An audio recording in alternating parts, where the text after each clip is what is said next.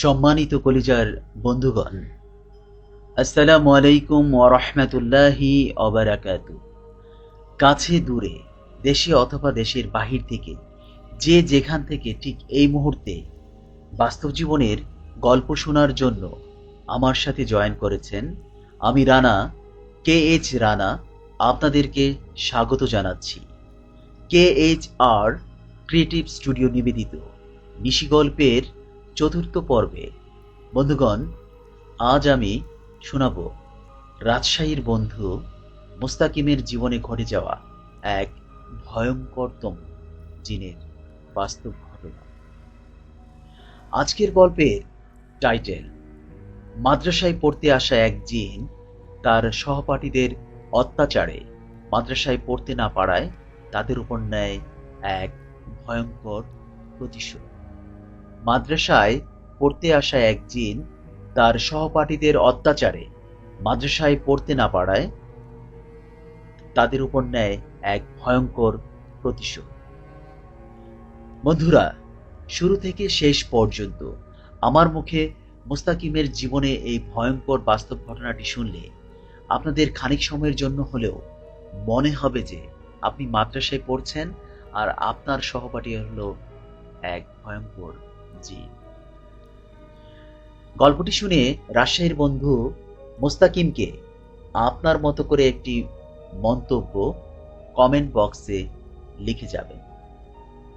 চলুন বন্ধুরা, গল্প শুরু করা যাক। সুপ্রিয় বন্ধুগণ, আসসালামু আলাইকুম। আমি আপনাদের রাজশাহীর বন্ধু মোহাম্মদ মোস্তাকিম হাসান বলছি। আজ আমি আপনাদের আমার জীবনে মাদ্রাসায় পড়াকালীনে ঘটে যাওয়া জিনের সাথে কতিপয় ঘটনা শোনাব। আর এই গল্পের কোনো অংশেই কাল্পনিক নয়, সম্পূর্ণ বাস্তব। ঘটনা 1। তখন সম্ভবত সালটি ছিল 1996। 1996 সালের মাঝামাঝি সময়। মাসটি সম্ভবত ছিল জুন কিংবা জুলাই, আমার ঠিক মনে নেই। তখন আমি একটা হাফিজিয়া মাদ্রাসার ছাত্র। কোরআনের মধ্যে কিছু সূরার আমল লেখা থাকে। সেখানে একটা আমল পেয়েছিলাম যে সূরা জিন 700 বার পাঠ করলে সমগ্র জিন জাতি তার বশীভূত হয়ে যায়। তাই আমিও আমল শুরু করেছিলাম, কেননা জিনদের বিষয়ে ছিল আমার বিস্তর কৌতূহল। সেই কৌতূহল থেকেই জিনদের সাথে যোগাযোগ করার জন্য বা জিন দেখার জন্য আমি শুরু করেছিলাম সেই আমলটি। তো যেদিন আমি আমলটি শুরু করেছিলাম সেদিন বার ছিল বৃহস্পতিবার, আর তারপর দিন শুক্রবার থাকার দরুন ওস্তাদকে সবক দিতে হবে না, তাই সবক দেওয়ার যেহেতু কোনো ঝামেলা নেই, ফলে সেদিন দুপুরের পর থেকেই আমি আমলটি শুরু করেছিলাম। মোটামুটি রাতের 9টা পর্যন্ত প্রায় 400 বারের মতো আমি পড়ে ফেলেছিলাম। বাড়ি ফেরার সময় আমার কোরআন শরীফটা বুকে জড়িয়ে নিয়ে আমি বাড়ির দিকে এগিয়ে সূরাটি তসবিহ নিয়ে পড়তেছিলাম। তো সূরাটি যখন পড়ছিলাম তখন বাড়ির কাছে চলে আসার প্রায় কাছাকাছি সময়, এমন সময় আমার চেয়ে প্রায় 3-4 গুণ লম্বা একটা ভয়ঙ্কর লোকের মুখোমুখি হয়েছিলাম। লোকটা আমার তাসবিহ ধরা হাতটা চেপে ধরে প্রশ্ন করছিল, তুই কি পড়ছিস? বলে রাখা ভালো, লোকটার গায়ে এমন একটা পোশাক ছিল যে ওই রকম পোশাক আমি কোনোদিনও দেখিনি, কোনো মানুষকে পরতে আমি কখনো দেখিনি। অন্ধকারের মধ্যেও লোকটার চোখ মুখ চেহারা স্পষ্ট দেখা যাচ্ছিল।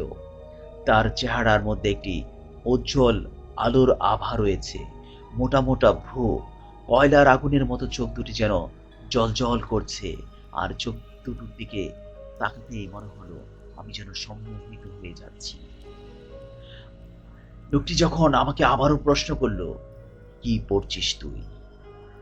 আমি তার প্রশ্নের উত্তরে কিছু না বলে গগন বিদারী এমন এক চিৎকার দিলাম যে যদি আমার এই চিৎকারের অনুভূতি তার উপর কাজ করত, তাহলে আমি নিশ্চিত তার কানের পর্দা ফেটে যেত।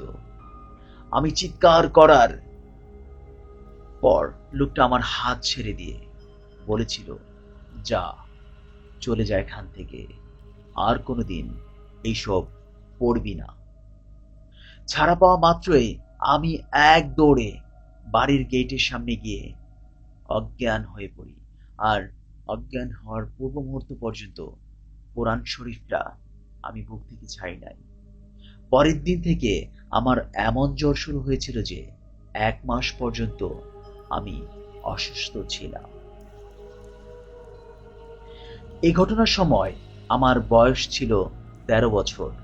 তারও প্রায় 3 বছর পর একটা ছাত্র একা একা আমাদের মাদ্রাসায় ভর্তি হয়েছিল।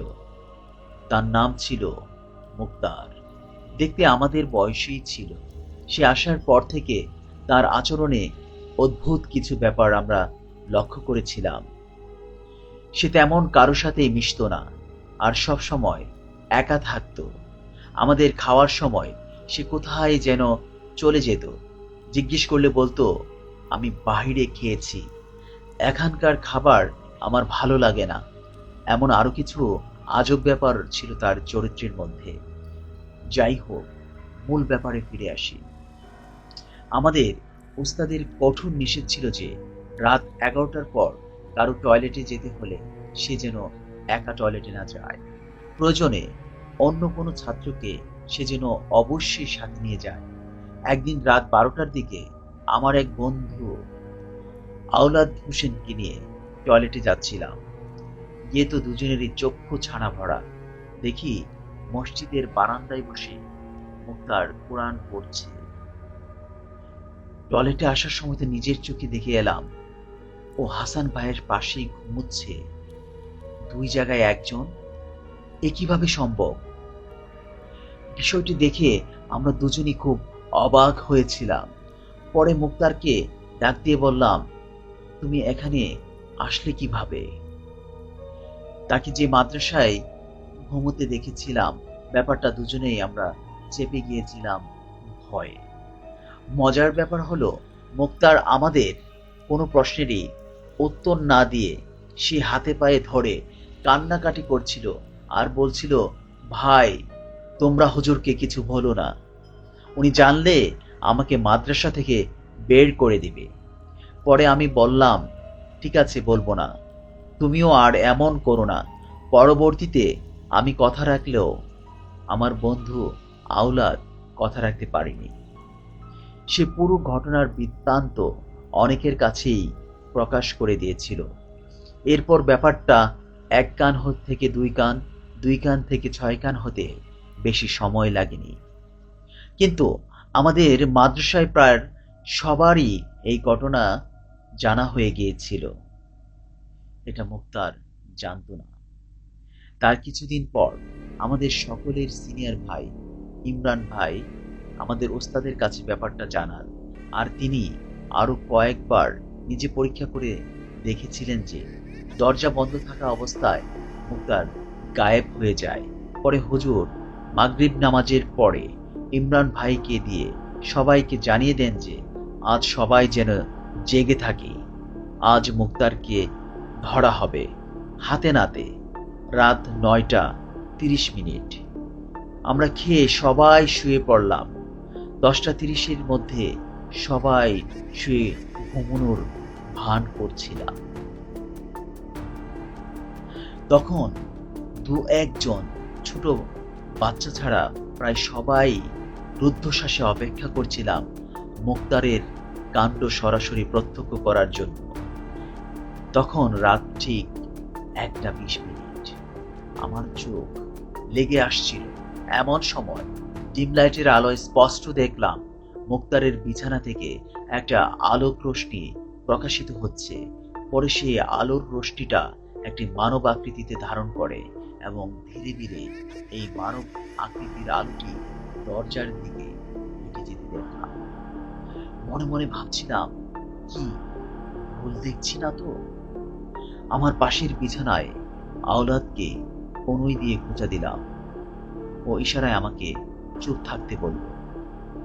আশ্চর্যজনক ব্যাপার হলো, মুক্তারের মানব দেহটা তখনও আমরা বিছানায় শুয়ে থাকতে দেখছিলাম। আর মানবাকৃতির আলোটা যখন দরজা ভেদ করে বেরিয়ে গেল, তখন ইমরান ভাই আর হাসান ভাই আমাদের সবাইকে অবাক করে দিয়ে তাদের বেডের তুষক দিয়ে ঘুমন্ত মুক্তারকে চেপে ধরল। এরই মধ্যে আমাদের উস্তাদ লাইটের সুইচ জ্বালিয়ে দিল। সুইচ অন করার সাথে সাথে পুরো মাদ্রাসার মধ্যে যেন হইচই শুরু হয়ে গেল। আর অধীর আগ্রহে সবাই অপেক্ষা করছিলাম ইমরান ভাই আর হাসান ভাইয়ের তুষকের নিচে কি আছে সেটা দেখার জন্য। তারা দুজনই যখন তাদের তুষক দিয়ে মুক্তারের বিছানা চেপে ধরেছিল, পরে হুজুর এসে বলল, তুষক সরাও। তুষক সরানোর পর সবাই দেখলাম বিছানায় মুক্তার শূন্য। আমরা সবাই অবাক হয়ে গেলাম। বিস্ময়ে সবার যেন চোখ ছানা ভরা হয়ে গেল এবং ভয়ে এক একজন এমন আতঙ্কিত হয়ে পড়লাম যে মুখ দিয়ে কোনো শব্দ বের হচ্ছিল না। ভয়ে সবাই গুটিসুটি মেরে একে অপরের দিকে তাকিয়ে সবাই বাকরুদ্ধ হয়ে চুপচাপ বসে রইলাম। ভাবতে লাগলাম, এটা কি হলো, এটা কি দেখলাম। তারপর থেকে আর আমরা কোনোদিনও মুক্তারকে দেখতে পাইনি। বন্ধুরা, মুক্তারের এই ঘটনার 1 বছর পরের কথা।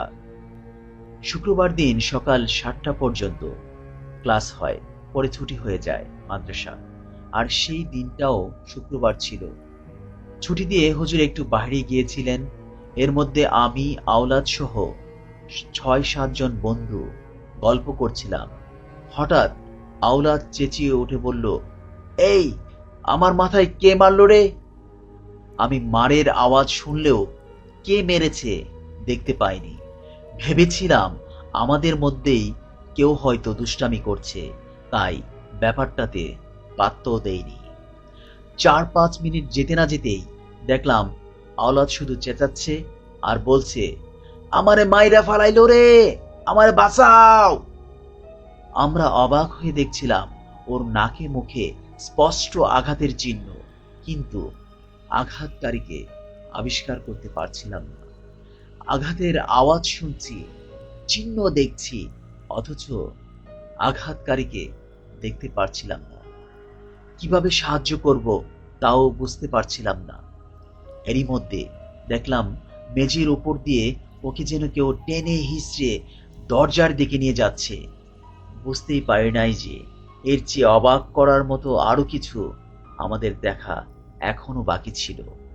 দেখলাম আওলাদ যখন দরজার প্রায় কাছে পৌঁছে গেছে, তখন সে ধীরে ধীরে শূন্যে ভেসে উঠছে। আওলাদ যখন চিৎকার করে বলল, আমারে লইয়া গেল গা, আমারে লইয়া গেল গা, আমারে বাঁচাও, তখন আমি সহ আমার আরো 3 বন্ধু দৌড়ে গিয়ে ওর দুহাত টেনে ধরে থামানোর চেষ্টা করছিলাম। কি পরিমাণ অশরীরিক শক্তি ওকে টানছিল দেখতে না পারলেও তার শক্তি অনুভব করছিলাম। সে অশরীরিক শক্তি যেন তার মাঝে এসে ভর করেছে, নাকি তাকে কেউ টেনে নিয়ে যাচ্ছে সেটা বোঝাই যাচ্ছিল না। সে শূন্যে ভাসছে, আমরা তার হাত পা ধুয়ে নিচে টানছি তাকে ঘরে রেখে দেওয়ার জন্য, কিন্তু তাকে সে অশরীরী বাহিরের দিকে টেনে নিয়ে যাচ্ছে। ভয়ে আতঙ্কে আওলাদ চিৎকার করছে আর আমরা সবাই বাকরুদ্ধ হয়ে তাকে টেনে নিচে নামানোর চেষ্টা করছি। এরই মধ্যে হুজুর এসে এই ঘটনা দেখে কাল বিলম্ব না করে 33 আয়াতের আমল শুরু করে দিলেন। আমলের সাথে সাথে সেই শক্তির মাত্রা কমতে লাগলো। কমতে কমতে এক সময় শেষ হয়ে গেল। আওলাদ নিচে পড়ে গেল এবং অজ্ঞান হয়ে গেল। আওলাদকে আমরা ধরে নিয়ে তার বিছানায় শুয়ে দিলাম। তারপর তার জ্ঞান ফিরতে সময় লেগেছিল বহু সময়। সে প্রায় 3-4 ঘন্টা ব্যাপী অজ্ঞান অবস্থায় ছিল। যাই হোক, পরবর্তীতে তাকে চোখে মুখে পানি দিয়ে এবং অনেক দোয়া দুরূদ পড়ে তাকে সেখান থেকে নরমাল করা হয়। কিন্তু তার আওলাদের সুস্থ হতে সময় লেগেছিল পুরো 1 সপ্তাহ। সুস্থ হওয়ার পর আওলাদ আমাদের মাদ্রাসা ছেড়ে ছেড়ে চলে গিয়েছিল। এগুলো ছাড়াও আরো অনেক কিছু প্যারানরমাল ঘটনার সাক্ষী আমি আমার এই জীবনে হয়েছি, যার ব্যাখ্যা আমি আজও খুঁজে পাইনি। বন্ধুরা, এই ছিল আজকের মতো আমার ঘটনা। পরবর্তীতে সময় পেলে ইনশাআল্লাহ আপনাদের মাঝে সেগুলো শেয়ার করার জন্য আমি KH রানা ভাইয়ের মাধ্যমে নিশিগল্পে সেই গল্পগুলো প্রচার করার জন্য পাঠাবো।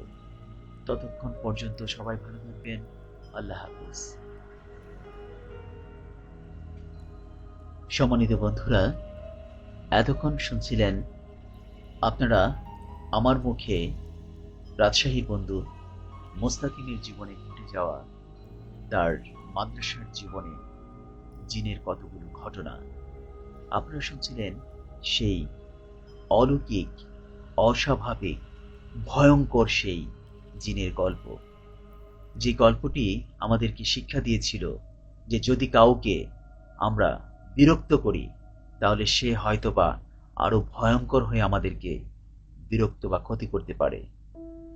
যদি না তারা সেই মুক্তার নামের জিন ছেলেটিকে এভাবে বিরক্ত না করত, তাহলে হয়তোবা আওলাদের এরকম মার খেতে হতো না। যাই হোক বন্ধুরা, আপনারা এই গল্পটি কেমন লেগেছে অবশ্যই কমেন্ট বক্সে কমেন্ট করে আমাকে জানাবেন, এবং আপনাদের জীবনেও এরকম ভয়ঙ্কর কোনো ঘটনা থাকলে আমার এই ইউটিউব চ্যানেলের ইমেল বক্সে আপনারা ইমেল করে পাঠাতে পারেন। আমি চেষ্টা করব আপনাদের গল্পগুলো আমার এই চ্যানেলের মাধ্যমে আপনাদের মাঝে উপস্থাপন করার জন্য। বন্ধুরা, সকলে ভালো থাকবেন এবং অপরকে ভালো রাখবেন। নিজে ইনসাফের উপর চলবেন, সর্বদা ইনসাফের সাথে থাকবেন, এই প্রত্যাশা রেখে এখানেই বিদায় নিচ্ছি। আল্লাহ হাফেজ।